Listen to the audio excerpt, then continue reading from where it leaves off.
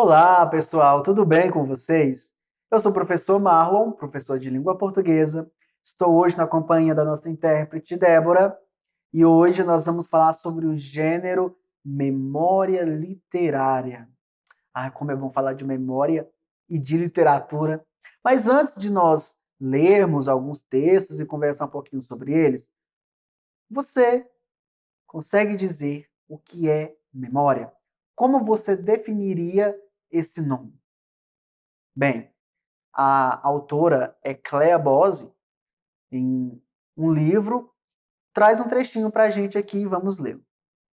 Na maior parte das vezes, lembrar não é reviver, mas refazer, reconstruir, repensar, com imagens e ideias de hoje, as experiências do passado.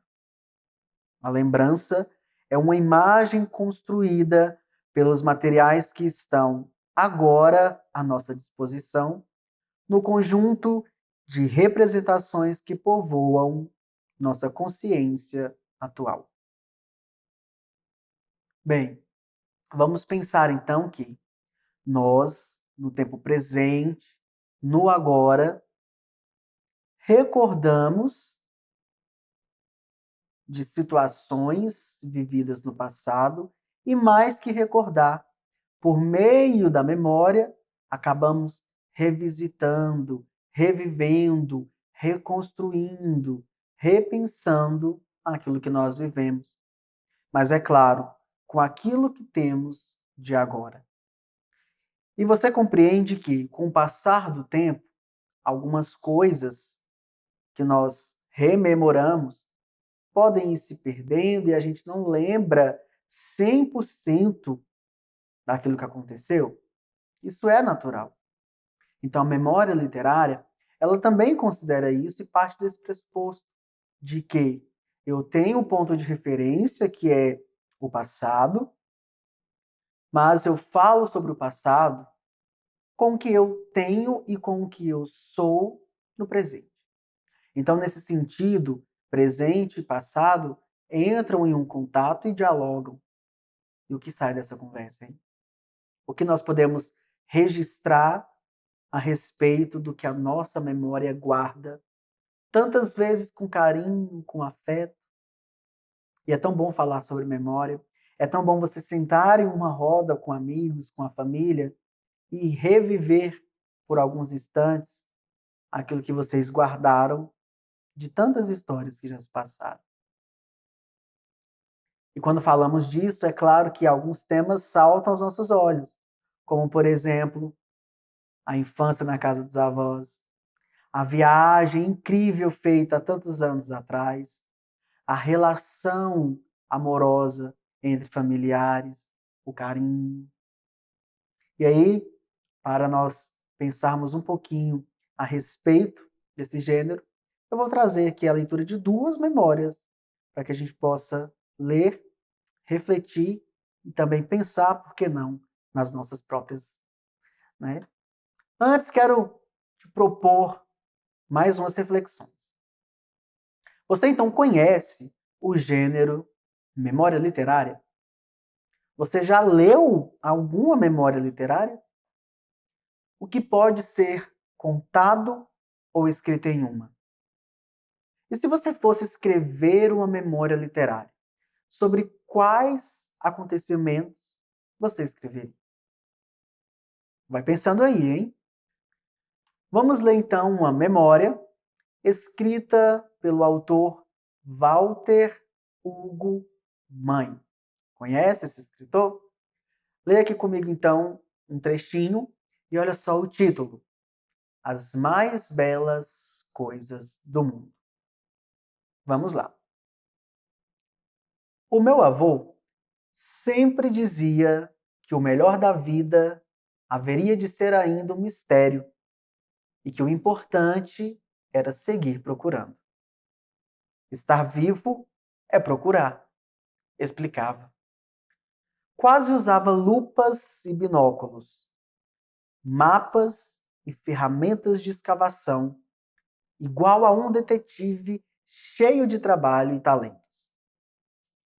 tinham o ar de um caçador de tesouros, e de todo modo, os seus olhos reluziam de uma riqueza profunda. Percebíamos isso no seu abraço. Eu dizia, dentro do abraço do avô, porque ele se tornava uma casa inteira e acolhia. Abraçar assim, talvez porque sou magro e ainda pequeno, é para mim um mistério tremendo. Era um detetive de interiores, queria dizer. Inspecionava, sobretudo, sentimentos. Quando perguntei por quê, ele respondeu que só assim se fala verdadeiramente acerca da felicidade. Para estudar o coração das pessoas, é preciso um cuidado cirúrgico. Convenci-me de que as mais belas coisas do mundo se punham enquanto profundos e urgentes mistérios. Eram grandemente invisíveis e funcionavam por sinal dúbios, que nos poderiam enganar tantas vezes devido à vergonha ou à dissimulação. O que sentem as pessoas é quase sempre mascarado. A beleza, compreendi, é substancialmente um atributo do pensamento, aquilo que inteligentemente aprendemos a pensar. Eu entendi que o meu avô era como todas as mais belas coisas do mundo, juntas numa só. E entendi que fazer-lhe justiça era acreditar que um dia alguém poderia reconhecer a sua influência em mim e talvez considerar minha pessoa algo semelhante. Como maior erro ou virtude, eu prometi tentar. Ai, que texto gostoso de ler, que texto bonito. Vejam só a seleção vocabular, o cuidado do autor, o carinho do narrador ao retratar a relação com seu avô. Vejam que ele retratou o avô como as coisas mais belas do mundo em uma pessoa só. O avô que o instigava a buscar, a ser curioso e usar os sentimentos para lidar com essas descobertas. E como é bom recordar, então, essa relação do neto com o avô. E vejam que bacana. Não sei vocês, mas eu, enquanto leitor, lendo uma memória e um texto como esse, eu também penso nas memórias que eu criei com os meus avós. Vejam só que essa pode ser, inclusive, uma dica para você se aventurar pelo mundo da escrita de memórias literárias. Observe, então, algumas características desse gênero. Olha aí na sua telinha. É frequentemente narrado em primeira pessoa, ou seja, o narrador, personagem, participa dos fatos contados, ele se envolve com os fatos. Também, na memória literária, utiliza bastante verbos nos tempos do passado. Então, pretérito perfeito, pretérito imperfeito. Então, são muito comuns. E é claro que existe essa relação, como eu disse agora há pouco, entre passado e presente na construção dessa memória. Mas é muito comum, então, como nós vimos aí, várias sequências narradas no passado. Outra característica também é que a memória literária conta com variadas expressões adverbiais. Expressões que indicam também tempo, que indicam modo, intensidade. E, além disso, é um texto muito rico em figuras de linguagem, muitas adjetivações, para ir descrevendo não só o lugar, as coisas, as situações, mas também como as personagens se sentiam naqueles momentos. Além disso, justamente para mostrar toda essa nuvem de sentimentos que envolve as personagens, é muito comum que há uma grande variedade de vocábulos. E isso provoca, todos esses elementos, uma grande mistura de sensações. Alegria, saudade, tristeza, tudo ao mesmo tempo. Eu vou te convidar agora a ler um outro texto, uma outra memória, mas que de certa forma visita um momento do passado, mas com outros sentimentos, que não esses. Vamos observar então um trechinho de Menino de Engenho, do autor José Lins do Rego. Leiam comigo. A Estrada de Ferro. A estrada de ferro passava no outro lado do rio. Do engenho, nós ouvíamos o trem apitar e fazia-se de sua passagem uma espécie de relógio de todas as atividades. Antes do trem das 10, depois do trem das 2. Costumávamos ir para a beira da linha, ver de perto os trens de passageiros.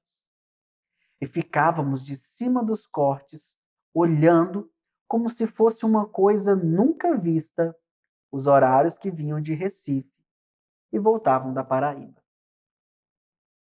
Mas nos proibiam esse espetáculo com medo de nossas traquinagens pelo leito da estrada. E tinha razão de ser tanta cautela. Um dos lances mais agoniados de minha infância eu passei numa dessas esperas de um trem. O meu primo Silvino combinara em fazer virar a máquina na rampa do caboclo. Já outra vez, com um pano vermelho que o moleque pegara no pau, o maquinista parara o horário das 10. Agora, o que meu primo queria era um desastre e botou uma pedra bem na curva da rampa. Nós ficamos de espreita, esperando a hora. Quando vi o trem se aproximar como um bicho comprido que viesse para uma armadilha, deu-me uma agonia dentro de mim que eu não soube explicar. Parecia que eu ia ver ali perto de mim pedaços de gente morta, cabeças rolando pelo chão, sangue correndo no meio de ferros desmantelados. E no ímpeto, com o trem que vinha roncando pertinho, corri para a pedra e com toda a minha força empurrei-a para fora. Um instante mais, ouvi o ruído da máquina que passava. Fiquei sozinho ali no ermo da estrada de ferro. Os meus primos e os moleques tinham corrido. Meu coração batia apressado. Parecia que eu era o único culpado daquela desgraça que não acontecera. Comecei a chorar, com medo do silêncio. Muito de longe, o trem apitava, e banhado pelas lágrimas andei pela casa. Nunca mais em minha vida o heroísmo me tentaria por essa forma. Uau! Que relato de memória surpreendente. Temos aqui um ato heróico do menino de engenho. Vejam só que, ao relatar esses acontecimentos do passado, ele traz consigo toda a emoção que viveu naquele momento, o quanto ele chorou por conseguir resolver aquela situação, o quanto ele se culpou ao mesmo tempo. Então, nós temos aqui uma grande mistura de sentimentos ao trazer esses relatos guardados na memória. Observe, então, que, enquanto no primeiro texto de Walter Hugo Mãe havia ali a memória da relação com o avô, aqui é uma memória com um acontecimento associado a outras crianças e que ficou impregnado nas recordações desse autor. Vejam, então, que falar sobre as memórias sempre há uma imensidão de temas, de possibilidades. E quando nós selecionamos com muito carinho, com muito afeto, os vocábulos e pensamos em toda a, a, a causa e os efeitos que essa memória causa em nós, podem ter certeza que nasce um texto muito emocionante como esse. Então, que tal você também produzir as suas memórias? Lá no portal Conexão Escola, há uma atividade relacionada a esse tema. Acesse, realize a atividade e quem sabe nasce aí um grande ou uma grande escritora. Um grande abraço e até o nosso próximo encontro. Tchau, tchau.